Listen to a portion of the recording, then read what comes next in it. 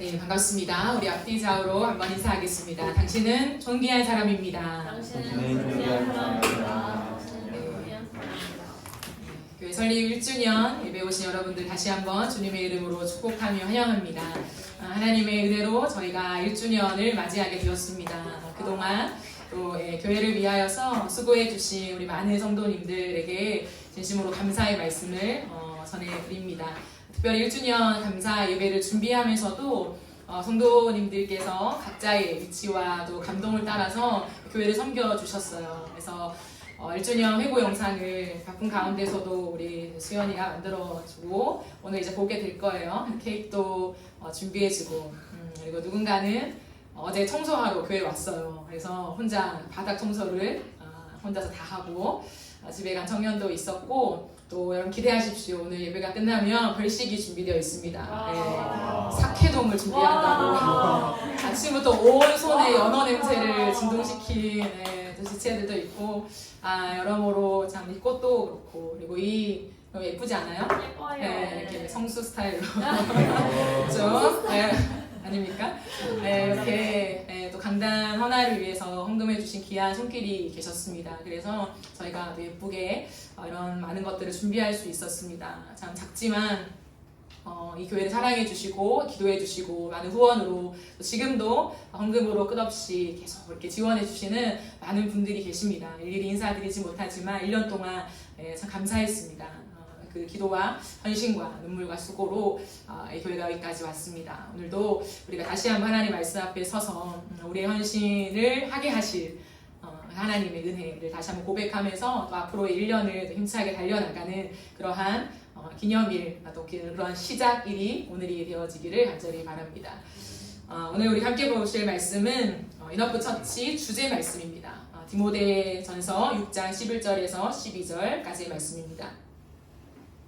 우리 다 차리셨으면 한 목소리로 함께 읽도록 하시겠습니다. 시작.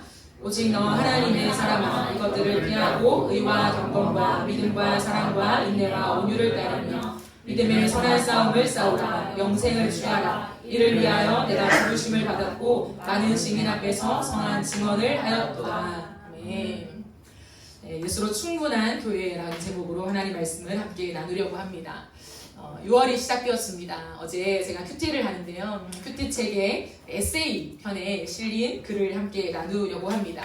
혹시 주기철 목사님을 아십니까? 한국 교회 안에 아주 존경받는 그리고 정말 우리의 신앙의 한 획을 그어주신 아주 중요한 분이십니다. 주기철 목사님께서는 일제강점기에 신사참배의 요구를 받은 그 한가운데에서 끝까지 믿음으로 신사참배를 거부하시고 온몸을 다해서 막아내신 분이셨습니다. 항일 운동을 하시다가 이제 감옥에 가셨는데 결국에는 감옥 안에서 48세의 나이로 돌아가셨습니다. 주기철 목사님께서 계속해서 항복하지 않으시자 일본 경찰이 잘 악독하게 가족들을 데리고 주기철 목사님께서 고문받는 현장을 데리고 가세요. 아내와 아들과 그리고 어머니까지 데리고 가서 그 주기철 목사님께서 온몸에 피투성이가 되고 묶여있는 그 장면을 보게 해요. 참 악독하죠. 네, 그 상태에서 이제 항복을 받아내려고 하는 거죠. 부모가 설득하게 하고 이러한 시도들을 이제 하는데 끝까지 버티시는 거죠. 그때 일본 경찰이 주기철 목사님한테 이렇게 조롱하며 얘기를 해요. 너의 하나님이 어디 계시냐? 너의 하나님이 살아계시면 너를 풀어줘야지. 너가 왜 여기에 이렇게 묶여있냐? 라고 이렇게 조롱을 해요. 근데 온몸이 피투성이가 된 주기철 목사님께서 이렇게 대답을 하셨어요. 내가 지금 이 시간까지 견뎌내고 있는 것은 내 힘이 아니오. 그분의 존재와 사랑 때문이오. 나는 내가 십자가를 지고 있다고 생각했소. 그런데 사실은 주님이 내 십자가를 대신 지고 계시오. 라고 말씀하셨대요. 그 감옥에서 무엇을 말하는 겁니까? 당신이 하나님이 살아계시다면 여기서 풀려나서 너에게 자유를 줘야 마땅한 전능의 하나님이 아니냐라고 말하는 경찰에게 그렇지 않다. 하나님이 함께하고 계심 때문에 내가 이 고문을 견디고 있는 것이다 라고 함께하신 하나님, 나와 함께 거주하시는 그 주님을 고백하는 그 현장을 많은 사람들은 글로 써내려 가고 있습니다. 이 시간들을 지나고 순교하신 다음에 사모님께서 남아 계셨죠. 근데 유방암에 걸려 계실 그때에 이제 모든 시간들이 끝나고 일제 치하에서 해방된 다음에 인민군들이 이 사모님을 찾아오십니다. 그런 다음에 인민화폐와 지주에게 빼앗긴 집 문서, 땅 문서, 그리고 김일성 장군의 표정장을 내밀면서 항일 운동을 한 이 주기철 목사님에게 주는 보상이라고 하면서 많은 것들을 건네주었어요. 근데 사모님께서 이제 암이 걸리셨으니까 힘이 없는 가운데서도 마지막 힘을 내시면서 벌떡 일어나셔서 내 남편 주기철 목사님이 이런 거 받으려고 순교한 게 아니다 라고 하며 그걸 내동댕이 치셨다라고 합니다. 인민군이 돌아간 뒤에 사모님은 아들 광조군을 부르시더니 내가 너에게 줄 유산이 따로 있다 라고 말씀하셨습니다. 그러면서 시편 말씀을 읽어주셨어요. 시편 37편 25절에서 26절 말씀입니다. 자막을 통해 보시면요. 내가 어려서부터 늙기까지 의인이 버림을 당하거나 그의 자손이 걸식함을 보지 못하였도다. 그는 종일토록 은혜를 베풀고 꾸어주니 그의 자손이 복을 받는도다. 이것이 유산이다 라고 하는 거죠. 의인, 하나님을 위해 살아가는 사람의 자식이 걸식함을 보지 못했다. 하나님이 복을 주시고 지키신다라고 하는 이 약속을 유산으로 그 아들에게 남겨주셨습니다. 그리고 나서 이 아들 되시는 주광도 장로님, 나중에 장로님이 되시는데요. 이분은 극동방송 부사장으로 취임하시면서 월급도 받지 않으시고 방송 선교를 이어가셨습니다. 2011년에 천국에 가셨는데요. 그때까지 순교 신앙을 전파하며 소외된 사람을 돕는데 앞장서셨다라고 합니다. 그렇습니다, 여러분. 우리도 이 세상을 살아가지만 세상의 방식을 따르지 않고 하나님 나라의 방식대로 살아야 합니다. 세상에 살아가는데 어찌하여 세상의 방식을 따라가지 않고 하나님 나라의 방식을 따라갈 수 있을까요? 그 비결은 한 가지밖에 없습니다. 그것은 우리의 정체성을 확실히 하는 것입니다. 내가 누구인가에 대한 그 정체성을 확실히 하는 것에 있습니다. 우리의 정체성은 무엇입니까? 너는 누구냐? 라고 했을 때에 여러분의 정체성은 무엇입니까? 오늘 성경은 확고하게 우리에게 정체성을 알려줍니다. 오직 너 하나님의 사람아 라고 얘기합니다. 하나님의 사람. 구약에서 하나님의 사람이라고 하는 칭호는 특별한 사람들에게 주어진 칭호였습니다. 그러나 예수 그리스도의 십자가의 은혜로 말미암아 그 예수를 믿는 모든 자에게 이제는 하나님께 속한 자라고 하는 하나님의 사람의 칭호를 주셨습니다. 굉장히 영광스럽고 존귀한 이름이에요. 너는 누구냐 했을 때 나는 하나님의 사람이다. 하나님께 속한 사람이다 라고 하는 그 영광의 칭호 말이죠. 근데 오늘 본문은요, 너 하나님의 사람아 라고 우리의 정체성을 말하기 전에 개역개정에 나와 있지 않지만 영어로 보면 but이라고 되어 있어요. but. 그러니까 그 앞에 문장에 대조해서 말하고 있는 거죠. 그러나 너는 하나님의 사람이다 라고 얘기하면서 헬라어 문장으로는 너를 굉장히 강조하는 것입니다. 너는 하나님의 사람이다. 즉 너는 누구냐라고 하는 우리의 정체성에 대한 질문 속에 하나님의 사람이라고 얘기하고 있는 것이죠.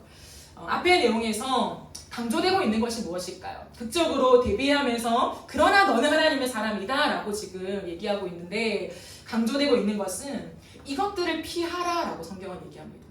지금 앞서 내가 얘기한 이것들을 피하라, 헬라어로는 퓨고라고 하는데요. 이 피하다 라고 하는 동사는 무엇이냐면 그것들로부터 도망가다, 그 자리를 떠나다 라고 하는 거예요. 그것들로부터 피해서 거기서부터 자리를 떠나서 라고 성경은 이야기하고 있다라고 하는 거예요. 여러분 그렇습니다. 우리가 기억해야 될 중요한 것 중에 한 가지가 무엇이냐면 싸움을 할 때 있잖아요. 싸움을 할 때 정면 승부를 해서 이기는 때가 있어요. 근데 또 하나는 뭐냐면 그 자리를 피하면서 이기는 경우가 있습니다. 성경의 대표적인 예가 요셉의 이야기이죠. 보디발의 아내가 끝없이 날마다 유혹했다고 되어 있어요. 날마다 유혹할 때에 요셉은 대항하에 싸우지 않았어요. 설득하거나 무언가를 납득시키거나 이야기하지 않았다는 거야. 항상 어떻게 했냐면 그 자리를 떠났다고 되어 있어요. 떠나고 겉옷까지 벗어 던지면서 그 자리를 피하는 그런 것 속에 죄의 유혹을 이겼다라고 되어 있죠. 성경은 오늘 우리에게 세상을 살아가면서 이것들을 피하라. 그 자리에 있지 말고 그 자리를 자꾸만 옮겨가라 라고 우리에게 명확하게 이야기하고 있습니다. 그러면 무엇을 피하라고 얘기할까요? 무엇을 피하라? 디모데전서 6장 7절에서 10절까지의 말씀을 확인하겠습니다. 우리가 세상에 아무것도 가지고 온 것이 없음에 또한 아무것도 가지고 가지 못하리니 우리가 먹을 것과 입을 것이 있은즉 족한 줄로 알 것이니라. 부하려 하는 자들은 시험과 올무와 여러 가지 어리석고 해로운 욕심에 떨어지나니 곧 사람으로 파멸과 멸망에 빠지게 하는 것이라. 돈을 사랑함이 일만하게 뿌리가 되나니 이것을 탐내는 자들은 미혹을 받아 믿음에서 떠나 많은 근심으로써 자기를 찔렀도다 라고 얘기하고 있습니다. 먹을 것과 입을 것이 있은즉 족한 줄로 알라 라고 말씀하시잖아요. 이것은 그냥 한 끼 먹을 거 그거 있으면 만족해라 이런 뉘앙스가 아니에요. 먹을 것과 입을 것이 있으면 족하라 라고 하는 이 말씀은 뭐냐면 우리가 살아가는 동안에 기본적인 필요 반드시 있어야 되는 기본적인 필요가 충족되면 그것을 만족하며 살아가라 라고 하는 것을 의미합니다. 그렇기 때문에 부하려 하는 자들아 라고 이어서 얘기하는데요. 이것은 단순히 큰 부자가 되려는 것을 얘기하는 게 아니에요. 나는 큰 부자가 되고 싶어. 돈을 너무 많이 벌고 싶어. 억만장자가 되고 싶어. 이러한 것을 얘기하는 것이 아닙니다. 종합해 볼 때 이것은 무엇을 얘기하냐면 기본적인 필요 이상으로요. 더 가지려고 달려드는 욕심을 얘기합니다. 이런 거죠. 조금만 더 있었으면 좋겠다 하는 마음. 이게 정확합니다. 이 뉘앙스는 지금 조금만 더 있었으면 좋겠다라고 하는 그 마음에서 달아나라라고 얘기하고 있다라는 거죠. 그럼 소득이 없을 때가 여러분 있으셨죠? 소득이 없을 때는요. 지금의 소득 기준으로 봤을 때는 200만 원만 벌면 좋겠다 생각이 들 수 있어요. 200만 원만 벌면 얼마나 좋을까라고 하는 그 200의 수치를 참 이렇게 선망하게 되죠. 근데 막상 200만 원을 받게 되면 어떨까요? 내가 정말 200만 원만 있으면 좋겠다. 너무 감사할 것 같아요. 라고 기도했는데 200만 원을 딱 벌면 어떤 생각이 들까요? 300만 원만 벌면 조금 여유롭겠다. 조금 여유로울 것 같아. 라는 마음이 들지요. 근데 막상 300만 원을 벌면 어떻습니까? 만족하십니까? 300만 원, 조금만 더 있으면 여유 자금. 조금 이렇게 킵해놨다가 긴급할 때 쓸 수 있는 여유 자금 정도는 생기지 않을까라고 하는 그런 마음이 듭니다. 계속 올라가죠. 그러니까 조금만 더라고 하는 사람의 욕심은 끝이 없어요. 끝이 없습니다. 왜냐하면 소득이 늘면요. 뭐가 함께 늘까요? 소득이 늘면. 그쵸. 씀씀이가 는다는 거죠. 씀씀이. 그냥 일단 조금 여유로워요. 그러니까 쓰고 보고 다음 달에 월급 들어오니까 일단 뭐 카드로 하고 뭐 메꾸면 되겠지. 씀씀이가 늘어가는 거죠. 그러다 보면요. 어떤 내역으로든 지출이 늘게 되어 있습니다. 어떤 내역으로든. 그러면 이것마저 빠듯하게 느껴질 때가 있어요. 뭐 적금을 들더라도 그게 지출이잖아요. 그러면 결국에는 돌아오는 거긴 하지만 지금 내가 이 월에는 빠듯한 거예요. 내가 살아가기가. 빠듯하기 때문에 진짜 조금만 더 있었으면 좋겠다. 작게는 몇십만 원만 더 있으면 좋겠다. 좀 나눠주고 이렇게 좀 사주고 이런 거에 좀 어려움이 없겠다라는 생각을 사실 한 번쯤은 다 하게 된다라고 하는 거죠. 그런데 에바그리우스라는 사람이 있습니다. 이 사람이 이런 말을 해요. 강물이 모여 바다로 흘려 들어오잖아요. 강물이 모여가지고 바다로 계속 흘러 들어옵니다. 그런데 결코 바다를 채우지 못하는 것처럼 탐욕도 재물을 끝없이 더 많이 갖고자 하는 욕심 때문에 결코 만족시킬 수 없는 바다와 같다라고 얘기해요. 결국에는 만족이 없다는 거예요. 끝없이 무언가가 들어오는 것 같지만 바다로 들어갔을 때에 또다시 이게 티가 안 나는 것처럼 내 인생을 향한 그 재물에 대한 욕망은 사실 나를 만족시킬 수는 없다라고 하는 거예요. 그렇기 때문에 조금만 내가 뭐 큰 거 말하는 거 아니고 하나님 큰 부자 되고 싶은 것도 아니고 억만장자? 저는 아니에요. 조금만 더요 라고 하는 이 마음이 돈을 사랑하는 마음으로 연결된다는 거예요. 돈을 사랑하는 마음. 그러게 10절은 돈을 사랑함이 일만하게 뿌리가 되나니 이것을 탐내는 자들은 미혹을 받아 믿음에서 떠나 많은 근심으로써 자기를 찌른다라고 되어 있어요. 돈을 사랑한다는 것이 어떤 의미일까요? 돈을 좋아하는 거죠. 그런데 돈 자체를 좋아하는 사람도 있습니다. 돈 자체. 그런데 그것뿐만 아니라 돈을 사랑한다는 의미는요. 돈이 주는 것들을 좋아하는 거죠. 돈이 우리에게 제공해 주는 것들. 돈을 소유함으로 오는 것들이 있습니다. 내가 돈을 소유할 때에 따라오는 것들. 그게 뭐가 있을까요? 대표적인 것은 사회적인 지위, 권위, 남들 앞에서의 체면, 자존심. 돈이 있을 때 자존심을 지키게 되죠. 외적인 품위를 지키는 것. 다른 사람 앞에서 나의 외적인 품위를 지키는 것 등 이런 것들을 좋아하기 때문에 돈을 사랑할 때가 있어요. 돈 자체에는 나는 큰 의미가 없어. 그러나 나의 어떠함들을 사랑하고 자랑하기를 원하는 마음들이 내 뿌리 안에 있기 때문에 돈을 소유하고 싶은 욕심들이 우리 안에 들어올 수 있다라고 하는 거예요. 뿐만 아니라 현대인들, 오늘 살아가는 현대인들이 돈을 사랑하는 중심에 자리 잡고 있는 또 하나의 아주 뚜렷한 특징이 있습니다. 그것은 뭐냐면 돈으로 자율성을 살 수 있기 때문이에요. 자율성. 자율성이 뭡니까? 내가 하고 싶은 대로 하면서 살고 싶은 마음인 거죠. 자율성. 돈이 있으면 대단한 거 필요 없어요. 대단한 거 갖고 싶지도 않고 원하지도 않아. 근데 다만 내가 원하는 대로 살고 싶은 거. 내가 쓰고 싶을 때 쓰고 내가 어디 주고 싶을 때 주고 내 마음대로 이것들을 핸들링할 수 있을 그 상태, 그 환경을 원하는 자율성. 내 마음대로 하고 싶은 거. 차가 없으면 먼 거리를 갈 때 누군가한테 맞춰야 돼요. 버스 시간에 맞추든 아니면 같이 태워주는 상대방의 환경에 맞추든. 근데 자차가 있으면 너무 편하죠. 내가 시간 계산해서 내가 여유롭게 있다가 가면 되니까 이런 거죠. 아주 작아 보이지만 이 자율성을 이 시대는 너무 선호한다는 거예요. 너무 원한다는 거예요. 그래서 돈을 좋아하게 되어 있다는 거죠. 결국에는 이 자율성 속에 안정감을 찾아요. 자율성이 주어지면 그냥 편하다, 안정감이 있다라고 하는 느낌까지 온다는 거죠. 무엇일까요? 결국에 나 중심이라는 거. 이 세대 한가운데 우리를 잡고 있는 것은 결국에는 돈돈돈 벌어도 그 돈의 한 중심에는 무엇이냐면 내가 있는 거예요.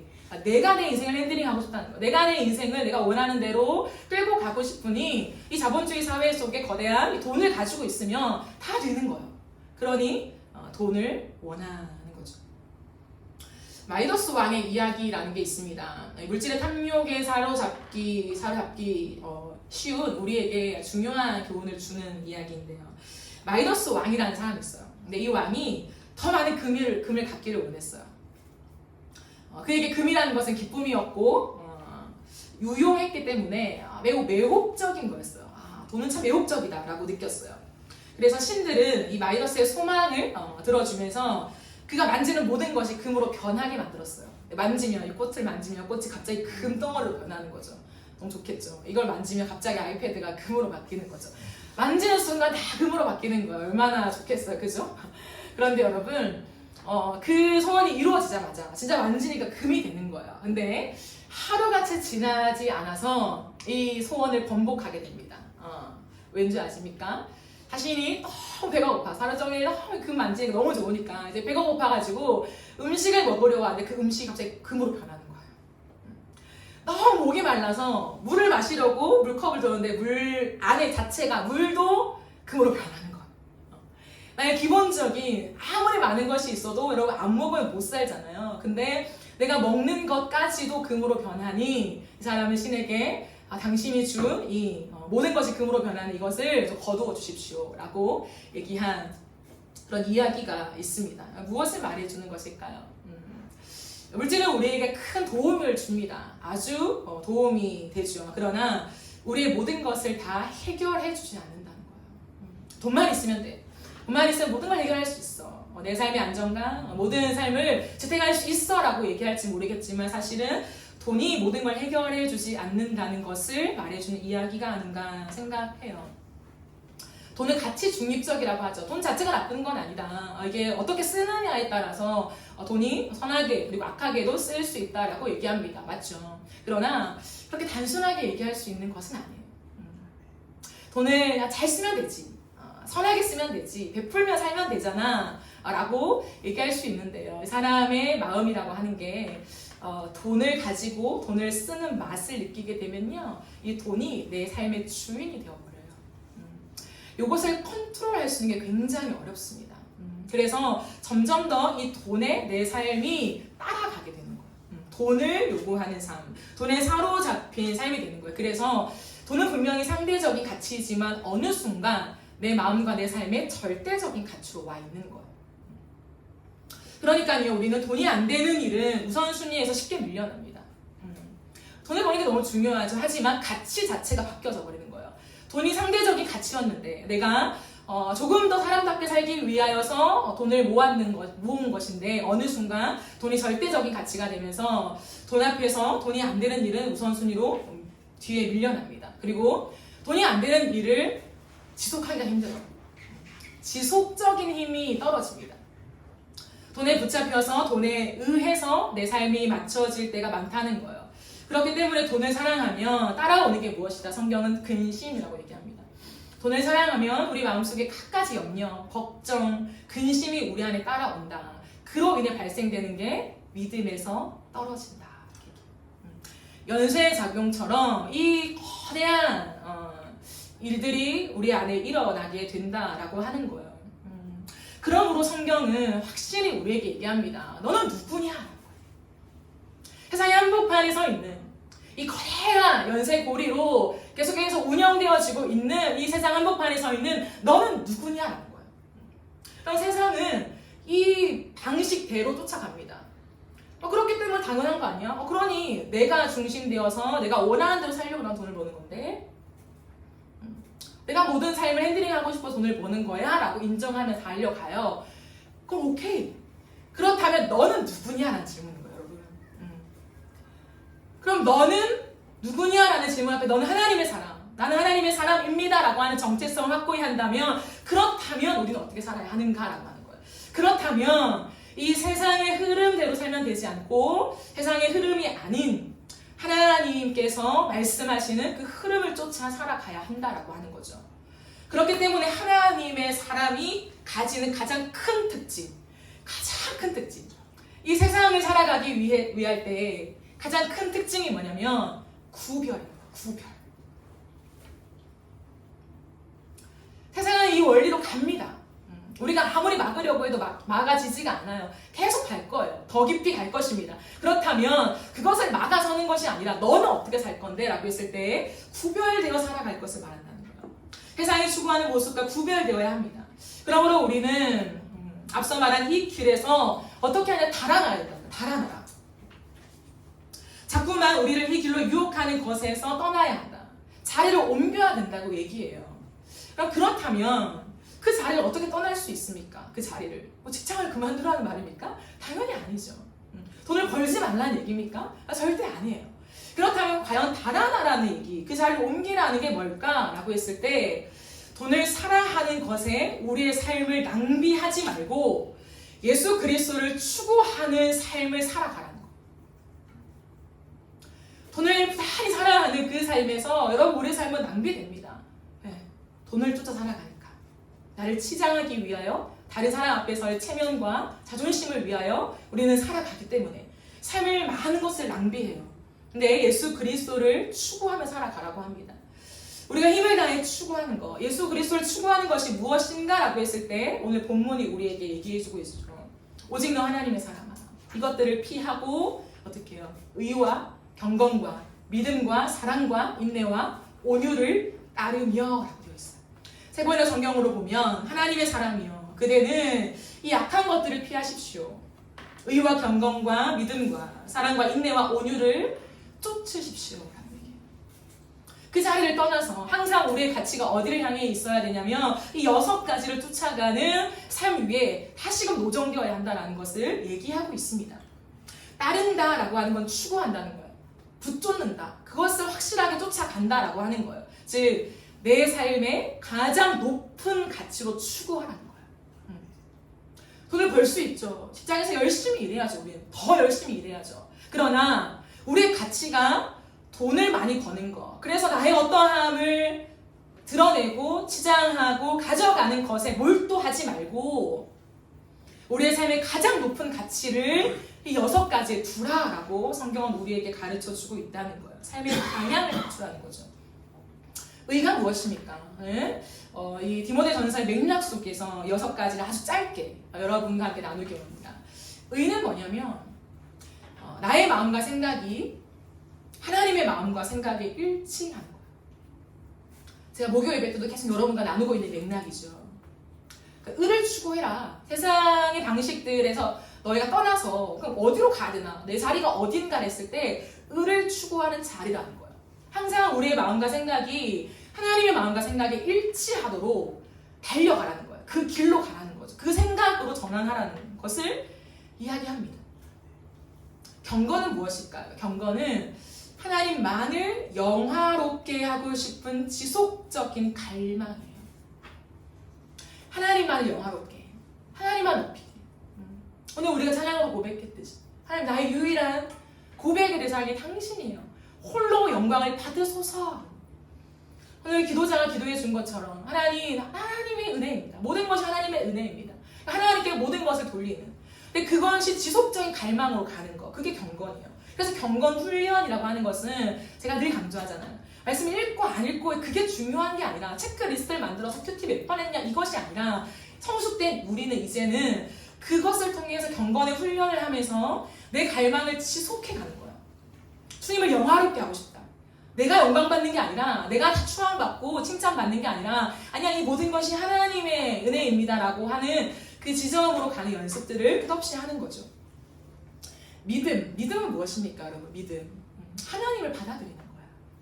믿음이라는 거 하나님의 존재 그리고 하나님 살아계심을 받아들이는 거 내 속에 인정하고 받아들이는 거 그게 믿음이에요. 하나님이 어떤 분인가 하나님의 속성이 있잖아요. 존재 하나님은 오늘도 선하신 분이십니다. 하나님은 너무 인자하신 분이에요. 하나님 사랑이 많으시고 약속을 지키시는 분입니다. 그 하나님의 존재를 설명하고 있는 성경의 이야기를 받아들여요. 내가 아멘 하는 거죠. 그게 믿음이에요. 아 믿음이 있다라고 얘기하는 거죠. 그리고 하나님의 일하심을 신뢰하는 거예요. 때로 보이지 않지만 내 방법과 세상의 방식에 맞지 않지만 하나님은 하나님의 방법대로 너무 성실하게 너무 선하게 일하고 계시다라고 한 하나님의 일하심을 신뢰하는 거 그것도 믿음입니다. 그래서 믿음 반대는 불신이잖아요 여러분. 불신이 뭡니까? 난 널 못 믿어 이러잖아요. 못 믿어. 난 절대 널 못 믿어. 너가 하는 말 못 믿어. 이게 이제 불신이죠. 사랑은 무엇일까요? 사랑은 사람, 즉 존재를 몹시 아끼고 귀하게 여기는 마음이에요. 몹시 아끼고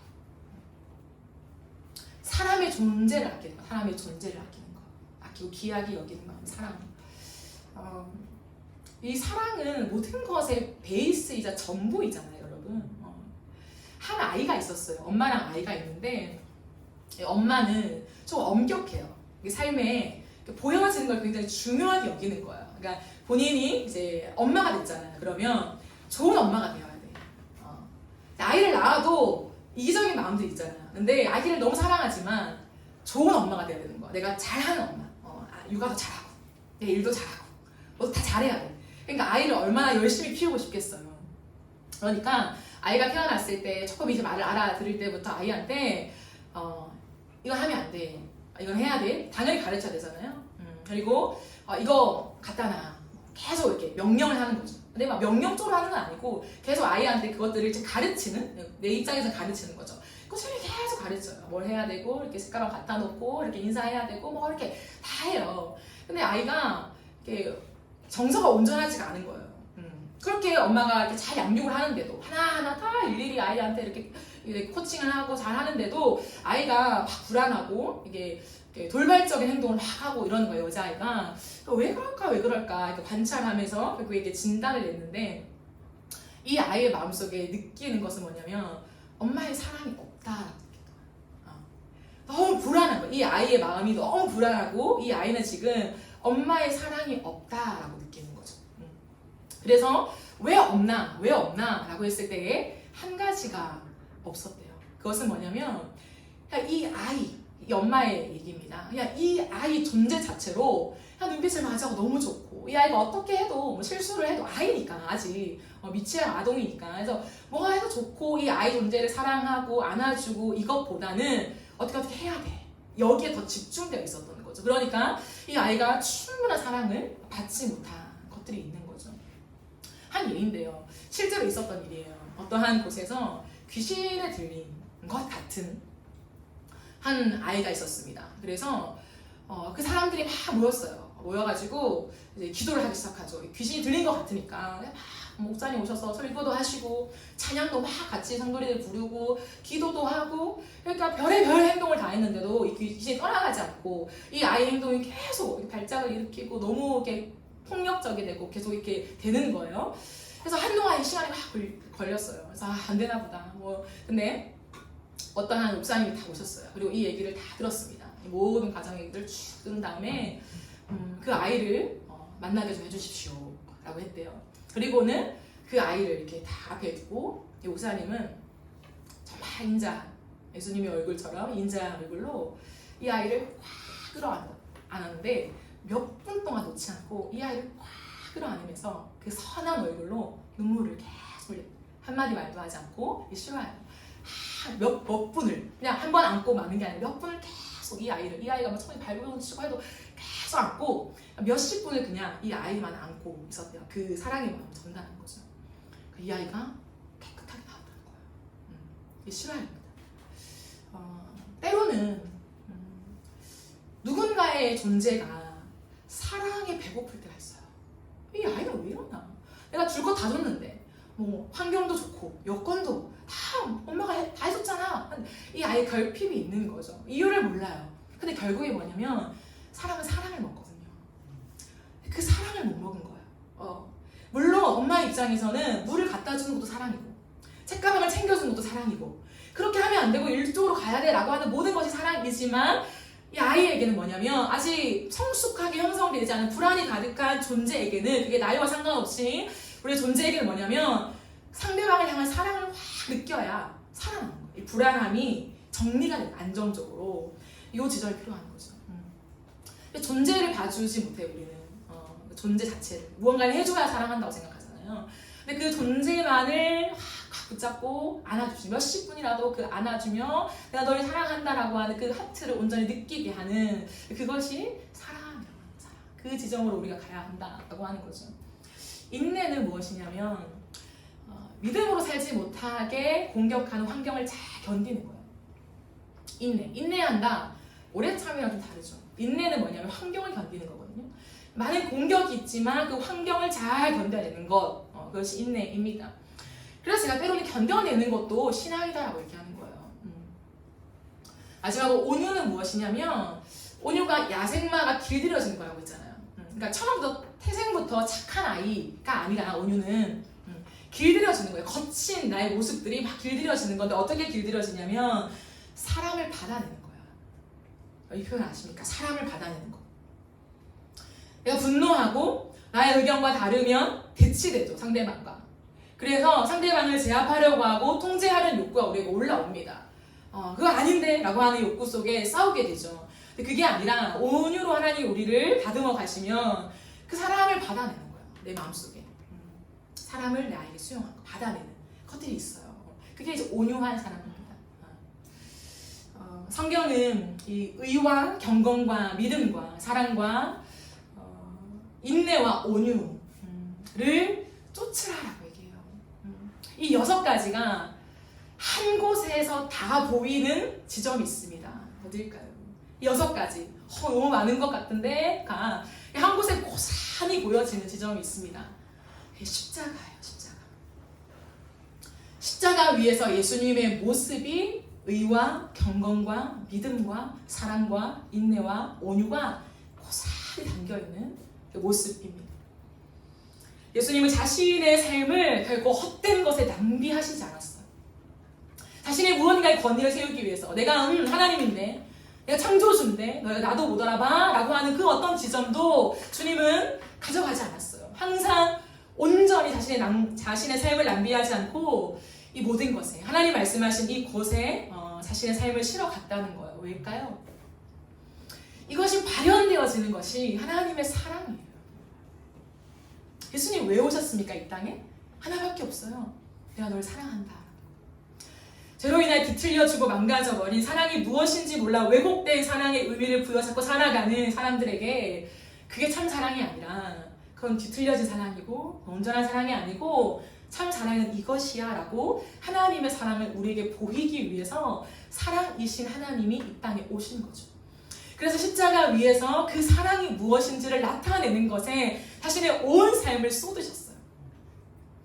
그래서 낭비하지 않았다는 거예요. 감정 하나도 낭비하지 않았어요. 분노, 화, 이런 여러 가지가 올라오시겠죠. 사람이신데. 그러나 그 모든 것들을 쫓아가지 아니하시고 하나님의 사랑을 나타내는 그 지점으로 부단히 달려가시며 십자가 위에서 그 사랑을 드러내셨다라고 하는 거예요. 그 사랑을 나타내는데 전부를 쏟으셨어요. 그러므로 하나님은 오늘 우리에게 교훈하십니다. 돈을 사랑하는 것에 낭비하는 인생이 되지 마라. 인생이 얼마나 귀한데 인생을 낭비하지 말라는 거예요. 그리고 가장 고결한 가치인 하나님의 사랑을 드러내는 그 일에 너의 모든 삶을 올인하라. 가치를 딱 맞추는 거야. 하나님의 사랑, 그 진귀한 사랑. 이 땅에는 비슷해 보이는 것들은 많지만, 유사한 사랑은 많지만 그 오리지널 사랑을 가진 것은 없어요. 하나님밖에 없다는 거죠. 근데 그 주님이 십자가의 사랑으로 말미암아 누구 안에요? 우리 안에 사신다는 거예요. 우리 안에서 끝없이 그 하나님의 온전한 사랑을 하는 사람으로 만들어 가신다는 거예요. 그 길로 달려가라. 그렇다면 우리를 통해 하나님이 그 사랑을 드러내시고 나타내시고 영광을 받으시겠다라고 하는 거예요. 성경은 이것을 한마디로 믿음의 선한 싸움이라고 얘기합니다. 이것이 믿음의 선한 싸움이다. 하나님의 사람이 이 땅을 어떤 방식으로 어떠한 길로 걸어가야 되느냐, 믿음의 선한 싸움을 싸우며 가야 한다라고 분명히 얘기하고 있다는 거예요. 사람하고 싸우는 게 아니라는 거예요. 내가 아무리 미워하고 싫어하고 의견이 맞지 않아도 그 자를 피하는 것이 지혜롭다. 일단 피하세요. 너무 싫어. 너무 열받아. 분노가 치밀어 올라요. 그럼 잠깐 그 시간을 벗어나세요. 그게 지혜로운 거예요. 그래서 조금 한 김을 빠지면 다시 얘기하고 얘기해도 안 되고 이게 어쩔 수 없는 상황이라면 떠나세요. 얘기하지 말고. 그게 지혜로운 거라는 거예요. 그러면서 하나님의 사랑을 적극적으로 가져가는 것이 무엇인가를 우리의 삶에 드러내는 것이라고 하는 거죠. 우리의 인생 속에 조금만 더 가지려는 싸움이 아니라 복음을 위한 싸움을 싸워내라. 여러분, 조금 더 가지려는 싸움을 싸우지 말고 복음을 위한 싸움을 싸워갑시다. 하나님, 내 삶에 복음을 위한 싸움을 싸워내기를 원해요. 누군가가 내 눈빛과 내 선택과 내 표정과 내 걸음들을 봤을 때 뭔지 모르겠지만 남다른 하나님의 사랑이 느껴지는 그 길로 같이 가고 싶은, 저 사람이 그거 담고 싶은, 그러면서 능력이 어떠함이 아니에요. 존재인 거, 존재. 저 사람이 어떠함을 담고 싶다. 이게 어떻게 닮을 수 있지? 그거 어떻게 가지는 거야? 이게 신비로운 거예요. 왜? 능력이면 따라하면 되잖아. 근데 그게 아니니까 사람들은 답답해하는 거죠. 그러면 고스란히 교회로 인도하게 됩니다. 왜? 교회로부터 그 근원이 있으니. 그게 전도인 거죠. 나의 것을 이루고 나의 원함을 가지고 내가 원하는 대로 사는 인생이 아니라 예수 그리스도를 따라가는 삶. 그렇기 때문에 우리의 생각의 회로를 자꾸 바꿔야 돼요, 여러분. 생각의 회로. 바쁘고 분주하고 내 생각이 많은 것들로 돈을 사랑함으로 가득 차 있던 회로가 있다면 이 회로를 바꿔야 돼요. 무엇으로 바꿀까요? 우리의 생각 속에 어떻게 하면 하나님의 뜻을 이룰 수 있을까? 하나님의 마음이 무엇일까? 하나님은 어떻게 생각하실까? 하나님 무엇을 원하실까? 제가 목요일에 나눈 것처럼 옳고 그름도 중요합니다, 여러분. 무엇이 옳고 무엇이 그른가 약하게 생각해서 가는 것도 중요하지만 더 중요한 게 뭐냐면 하나님의 마음을 구하는 거예요. 하나님의 마음이 뭘까? 하나님이 옳다고 하는 거 그런 것보다도 하나님의 마음이 뭐예요? 하나님? 하나님의 뜻이 뭐예요? 하나님은 어떻게 생각하세요? 그것도 다른 차원이거든요. 그 회로가 우리에게 있어야 돼요. 그래서 무엇을 보고 어떤 일들이 닥쳐도 내 회로에 세팅되어 있는 회로 속에 하나님 뭘 원하실까? 내가 이 상황 속에 하나님 내가 어떻게 하길 원하실까? 어떤 마음을 가지길 원하실까? 하나님은 어떤 마음이실까? 이러는 거죠. 내 관심을 하나님께 집중하고 하나님을 끝없이 궁금해하는 거. 이게 사랑이에요. 결국에 파고드는 거죠. 그 사람은 궁금해하는 그 마음들로.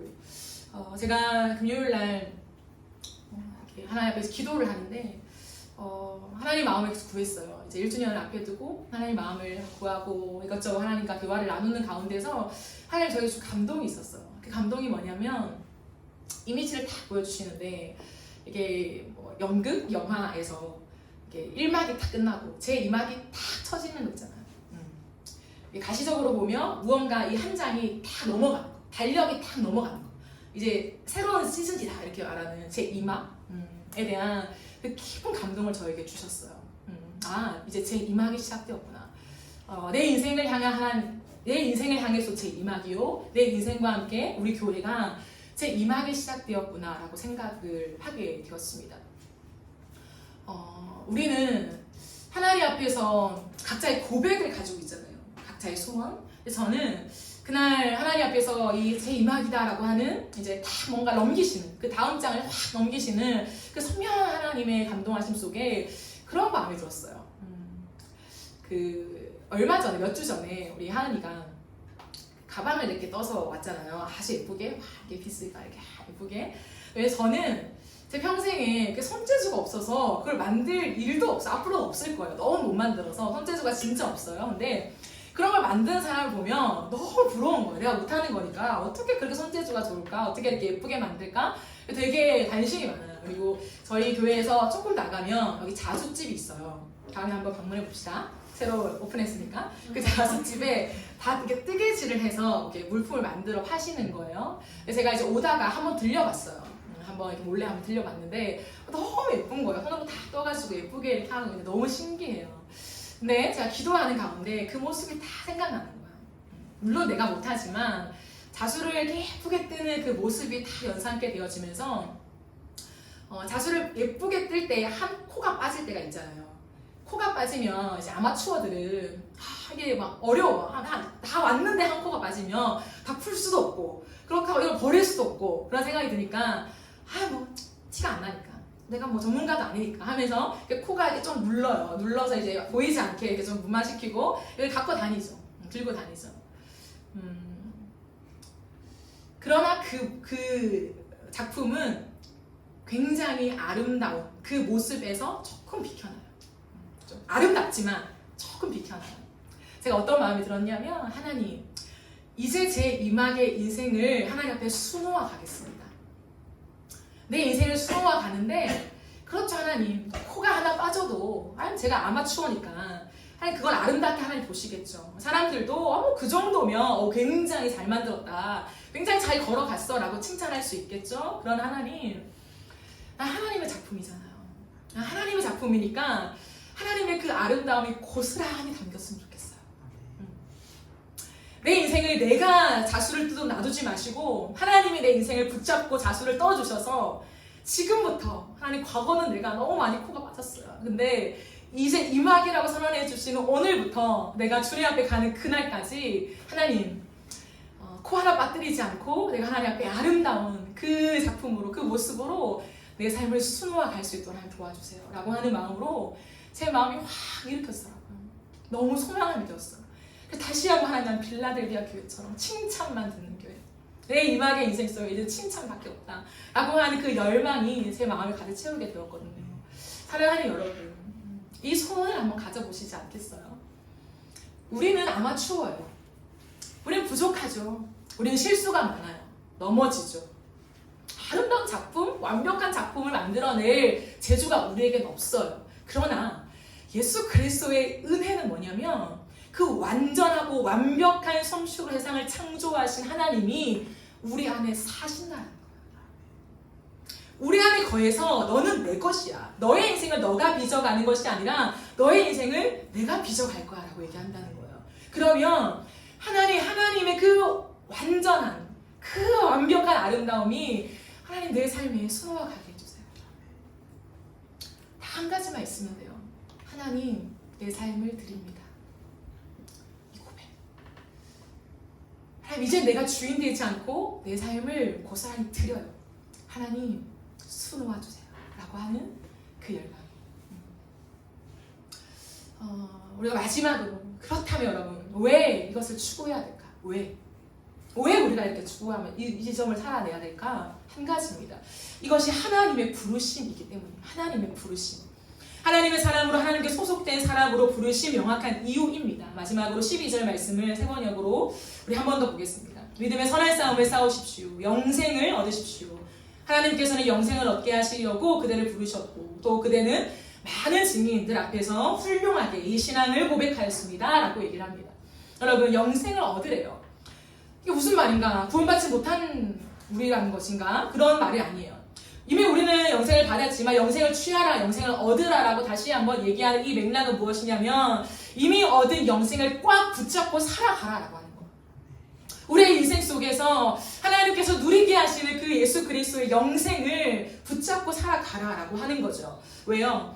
하나님, 우리가 이 땅에서 그 영생을 쳐다만 보면서 좋겠다, 부럽겠다, 하늘나라에 가면 뭐 저런 하나님의 사랑을 누리겠지라고 쳐다보는 인생이 아니라 경험하는 인생이 되라고 하신다는 거죠. 경험하는 인생. 요한복음 17장 3절 말씀은 우리에게 이렇게 말합니다. 영생이 무엇인가? 영생. 영생은 곧 유일하신 참 하나님과 그가 보내신 자 예수 그리스도를 아는 것입니다 라고 얘기해요. 그 영생을 향해 달려가라라고 얘기하는 거죠. 그러므로 예수 그리스도를 아는 것이 영생. 예수 그리스도가 우리의 생명이 되어서 그 주님과 함께 동행하는 삶이 하나님이 우리를 부르신 목적이라고 하는 거예요. 이 땅에 살아가는 우리의 목적이요.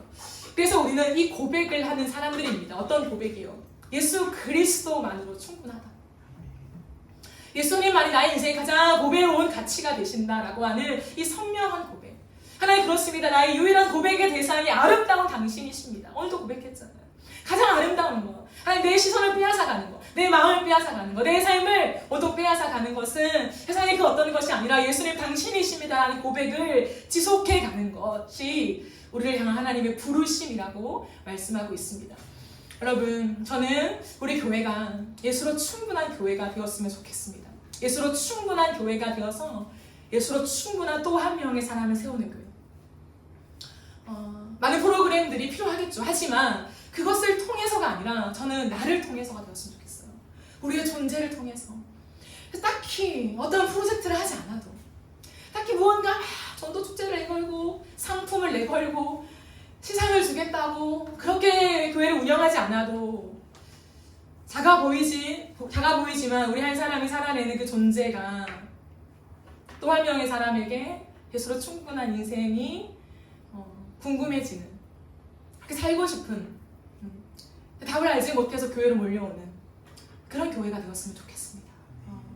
그것을 꿈꿉시다. 그래서 하나님이 더해주시는 모든 거 잘 되게 하시고, 능력을 주시고, 달란트를 개발하고, 그것들 발전시켜 가게 하시는 거, 돈을 주시는 모든 것들을 정확하게 상대적인 가치에 두고, 하나님이 모든 것을 하나님 줘도 감사하고 안 줘도 감사하고, 나의 가치는 뭐냐면 이 돈을 사랑하는 것이 아니라 예수 그리스도의 가치를 사랑하는 것입니다. 주님을 더 알기 원하고 내 인생 속에 하나님의 그 사랑을 담아내소서. 그런 사랑밖에 없어요. 모든 사람은 사랑에 메말라 있어요. 모든 사람은. 돈을 가진 사람도 사랑에 메말라요. 사랑이 뭐야? 사랑을 받고 싶어. 이거예요. 가슴 깊이 치우는 것은 사랑밖에 없다는 거예요. 그 사랑을 주고받는 교회가 되어서 정말 하나님이 기뻐하시는 교회, 하나님이 정말 사랑하시는 교회가 저와 여러분이 섬기는 이너브 처치가 되어지기를 예수님의 이름으로 축복하며 소망합니다. 우리 함께 찬양하고 기도하는 시간 가지겠습니다. 이 시간 함께 지어져가느라 찬양을 배웠으면 좋겠습니다. 잘 모르시는 분도 계시겠지만 함께 배워보면서 찬양했으면 좋겠습니다.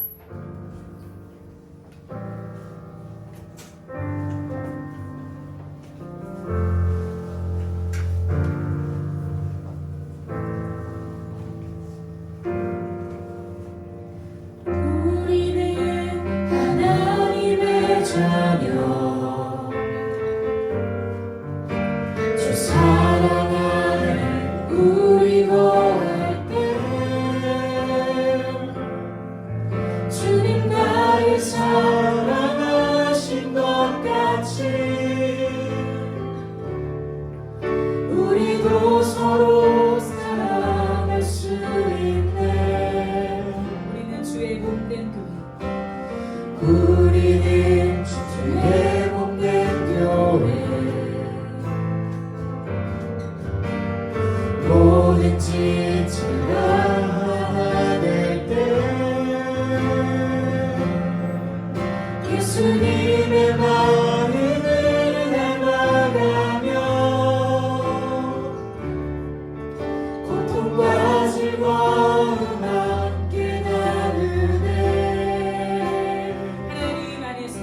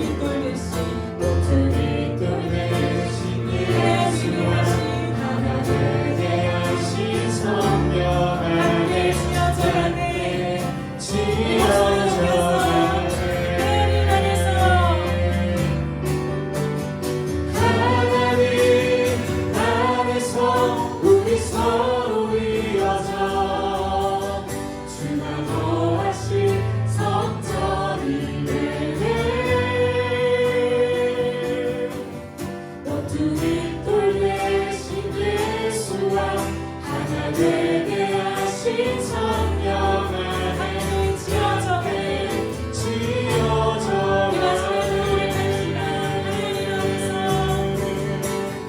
하나님 안에서 우리 서로 이어서 주가 거하신 성전이 되네. 모퉁이 돌 대신 예수와 하나 되게 하신 성령 안에 함께 지어져 가네. 네, 시간 함께 기도하며 나아갈 때 여러분들이 인어포 처치 예배에 와주셔서 성도가 되어주셔서 얼마나 감사한지 모르겠습니다. 요긴하지 않은 사람이 없고 필요치 않은 사람은 없어요. 상대적으로 내가 좀 하는 역할이 없고 뭘 해야 되나 그런 생각이 드는 지점 속에서도 아니요 여러분, 모두가 다 인어포 처치의 주의 몸된 교회의 지체입니다. 우리가 이 사실을 놓치지 맙시다. 저도 놓치지 않을게요. 하나님 함께 지어져 가는 교회가 되게 해주세요. 손이 싫다고 손을 잘라버릴 순 없잖아요. 내 아름다움을 망친다고 내 다리를 잘라버릴 순 없어요. 때로는 아름답지 않아 보이는 모습일지라도, 때로는 기능을 덜하는 모습이 될지라도 내 몸인 거예요. 인어포 처치의 몸인 거예요. 하나님이 주셨다면 그 사람은 인어포 처치의 몸인 것입니다. 하나님 그런 마음을 가지고 함께 지어져가는 교회가 되게 하여 주옵소서. 하나님 우리의 머리는 예수 그리스도밖에 없습니다. 우리의 가치가 세상에 있지 않습니다. 하나님 그 선명한 고백을 가진 자들이 여기에 모였습니다. 세상의 가치를 따라가지 아니하고 예수 그리스도만을 우리의 가치로 삼으며 하나님만을 사랑하며 달려가는 우리가 되게 하여 주시옵소서. 이 시간 이 제목 가지고 함께 기도하며 나가겠습니다. 하나님 아버지, 우리가 주님 앞에 하나님 나아갑니다. 함께 지어져가는 교회가 되어지기를 하나님 앞에 고백합니다. 하나님 그렇습니다. 1년을 지나오면서 우리가 각자의 자리에서 성대의 교회를 섬겼기 때문에 교회가 여기까지 오신 것을 믿습니다. 사람의 기능이 아니라 존재의 힘을 잊지 않게 하여 주십시오. 하나님의 세상은 돈과 명예와 체면과 자존심과 하나님 겉으로 보이는 우리의 소비를 위해서 살아갑니다. 내가 원하는 대로 살아가기 위하여 제 돈을 벌고 내가 원하는 것을 쓰기 위하여 돈을 쫓고 하나님 그렇게 달려가는 세상이 그러나 하나님이 우리에게 말씀하신 세상 한복판에서 그러나 너는 누구냐? 그러나 너는 누구냐? 그런 이 세상의 한복판에서 너는 누구냐? 우리의 정체성을 다시 한번 말씀하시고 너 하나님의 사람아, 너 하나님의 사람아, 너 하나님의 사람아. 돈과 명예와 체면과 자존심과 의미를 위하여 자율성을 위하여 도착이 않는 세상의 한복판에서 나는 하나님의 자녀, 하나님의 사람임을 고백합니다. 그러게 이것을 피하고 이것에서 달아나고 내 자리를 옮기고 예수 그리스도를 위하여 달려가는 교회가 되게 하여 주시옵소서. 하나님 안에서 우리가 지어져 가며 합니다. 주님 우리가 하나님 앞에서 진짜로 물어받았다면 우리의 기록과 상관없이 지체이죠. 그 생각을 잘 가져가고 하나님 앞에서 주의 몸된 교회가 아름다운 교회를 지어져가기를 간절히 축원합니다. 주님 우리가 모든 시간 우리에게 하나님에게 아름다움을 나눠주셨습니다. 사랑을 할 줄 아는 자, 사랑을 아는 자, 세상 걸어가게 하시옵니다. 하나님의 은혜 인정하며 주의 앞에 다리에 걸어갈 수 있도록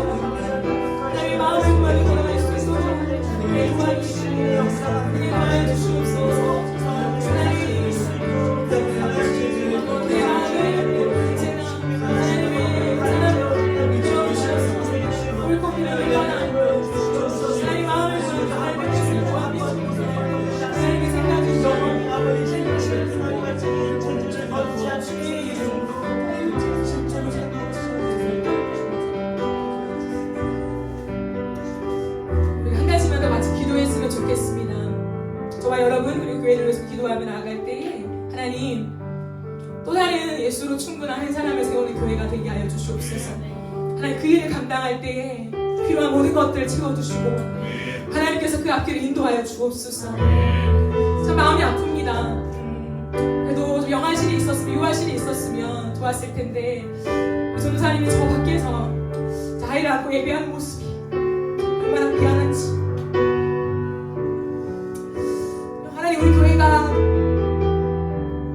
여기까지 온 것이 하나님의 은혜임을 고백합니다. 앞으로의 걸음 속에 또 누군가의 삶이 조금 더 하나님 앞에 닿을 수 있도록 온전히 마련케 되어지는 교회가 될 수 있도록 도와주시고, 우리가 가진 것들, 교회를 위하여, 이 가치를 위하여 하나님 손꼽아도 아깝지 않은 하나님 그런 삶으로 나를 위해서 낭비되는 인생이 아니라 하나님 우리의 가진 돈을 하나님 나라와 의를 위하여, 이 가치를 위하여 예수로 충분한 한 사람을 세우는 일에 하나님 우리가 쓰고도 아깝지 않은 하나님 그러한 마음이 들 수 있는 우리 교회가 될 수 있도록 주여 우리에게 은혜를 더하여 주시옵소서. 우리 주의 한번 외치며 기도하며 나아갑시다.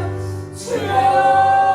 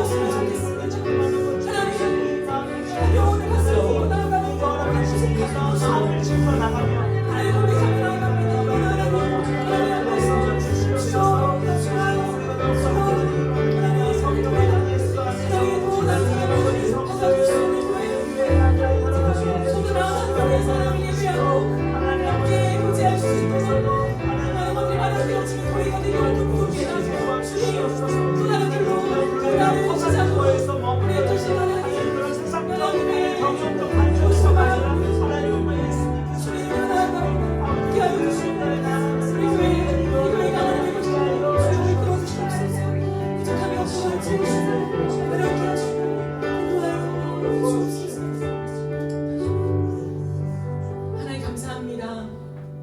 교회를 세우시고 1년 동안 아무것도 없는 작은 자를 데리고 하나님께서 여기까지 오게 하심이 하나님의 은혜임을 고백합니다. 이 세상 속에서 많은 것들을 가지고 치장하고 아름답게 꾸미고 품위를 유지하지만 사랑에 목말라 있는 우리 아우성을 우리가 듣게 하여 주옵소서.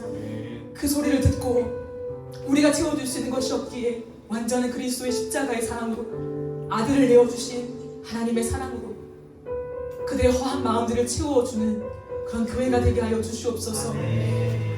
돈을 위하여,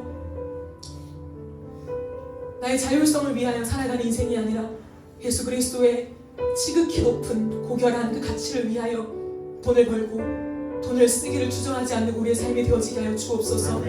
우리 교회가 여기까지 왔지만 하나님 또다시 달려나가야 할 줄 믿습니다. 세상을 향하여, 믿지 않는 영혼들을 향하여, 또한 마음이 상한 자들을 위하여 교회가 세워지게 하시고 하나님 그 일에 필요한 모든 것을 더하여 주시옵소서.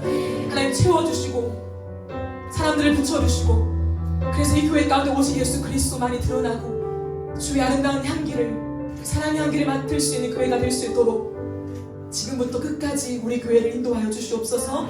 이 모든 것을 수고하는 사랑하는 성도들의 삶을 축복하여 주시고 하나님만 위해 살기를 원하고 다짐하는 그들의 삶에 하나님 도우시고 역사하여 주시고 하나님 의붓듯 주의 은혜를 부어주셔서 마르지 않는 차고 넘치는 주의 은혜로 말미암아서 하나님께 수고 나옴 있는 하나님 복된 삶으로 걸어갈 수 있도록 축복하여 주옵소서. 감사드리 예수님의 이름으로